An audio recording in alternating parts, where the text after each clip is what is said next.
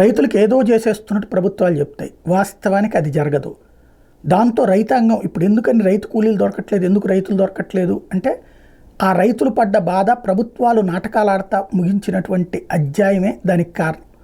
దీని ఇంపాక్ట్ గురించి ఓ రైతు బిడ్డ ఇప్పుడు జర్నలిజం ఫీల్డ్లోకి సుదీర్ఘకాలంగా పనిచేస్తున్నటువంటి నాగరాజు గారికి సంబంధించిన ఒక కథనం. ప్రకృతి కంటే పగోడే చాలా మెరుగు, రైతు మాటకు వస్తే ఇది 100కి 100 రూపాయలు నిజమబ్బా.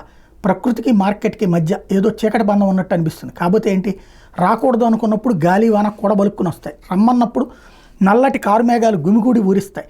ఒక్క మబ్బుతోనకు కూడా మనసు కరిగించి ఒక్క నీటి బొట్టు అయినా నేల మీద రాల్చకుండా మటమాయమవుతాయి.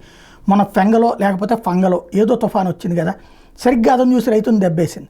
కోతకొచ్చిన వరి పంటను నూర్చి ధాన్యాన్ని కళ్ళాల్లో ఆరబెట్టుకుంటే రాత్రికి రాత్రే ఉరుములు వాన, తెల్లారక చూస్తే ఉంది ధాన్యం తడిసి రంగు మారింది. కొనేవాడికి ఏం కావాలో తుఫాన్ చక్కగా అదే చేసి పెట్టింది. ధాన్యం తడిసిందంటే కొనేవాడు రంగు మారింది అంటాడు, తాళంటాడు, తప్పంటాడు, అయిన గాడికి అడుగుతాడు. అదను చూసి వాన పడుతుంది అంటే అది లేదు. నీటి సౌకర్యం లేని రాయలసీమ లాంటి కరువు ప్రాంతాల్లో సేద్యం చేయాలంటే వరుణదేవుడు కనుకరించకుండా కుదరనే కుదరదు. అడవిలో మాకు 3 ఎకరాల భూమి ఉండేది. బావిలో అడుగంటిన నీళ్లను నమ్ముకుని మా నాయన మిరప టమాటా పంట వేసేవాడు. పంట పూతకొచ్చి కంటికి ఇంపుగా మెలమెల్లాడుతా కనబడేది. మోటార్ వేసి నీళ్లు వదిలితే సరిగ్గా సగం పారేసరికి బావిలో నీళ్ళు అయిపోయేవి. ఒక చెయ్యి కంటికి అడ్డంగా పెట్టుకుని మేఘం తొనకల వైపు ఆశగా చూసేవాడు మా నాయన. మేఘాలు దోబూచులాడి కంటికి కనపడకుండా పోయేవి. మరుసటి రోజు మోటార్ వదిలిన అదే పరిస్థితి, సగం వరకే పారేది. చూస్తూ ఉండగానే చేతికి అందిన పంట బుగ్గిపాలయ్యేది.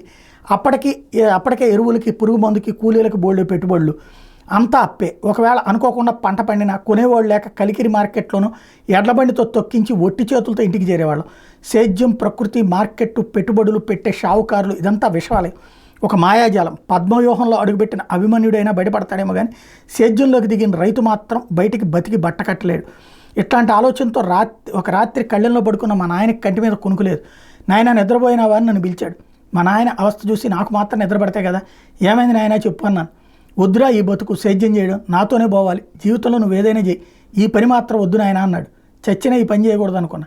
చచ్చేలోకి అని అన్నాడు కానీ మా నాయనకి ఇచ్చిన మాటకి చచ్చినా జవదాట. ఆయన ఇప్పుడు 50 ఏళ్ళు 60 ఏళ్ళు ఉంటాయి. ఆయన వ్యవసాయం వదిలేసేసినటువంటి పరిస్థితి. ఇట్లాగే ప్రతి రైతు కూడా నిదానంగా వ్యవసాయం వదిలేసేసి అది భూములు కౌలుకి ఇచ్చేసేసినో లేకపోతే అమ్మేసుకునినో నగరాల బాట పడుతున్నారు.